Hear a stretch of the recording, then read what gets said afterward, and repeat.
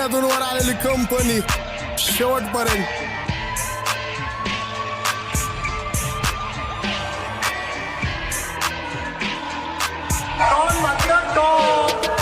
चला येडे वाजता शाण्यांनी ढाला केली गँगस्टर शीट. बराबर है गाइस. मला बोलताय की डॉन बोलतात डॉन. काय भाई सल्यूट आहे भाई डॉनला. कधीच आपला फेवरेट मराठी रॅपर मधला समाटा आहे. समाटाला तोड नाही कुठेच नाही.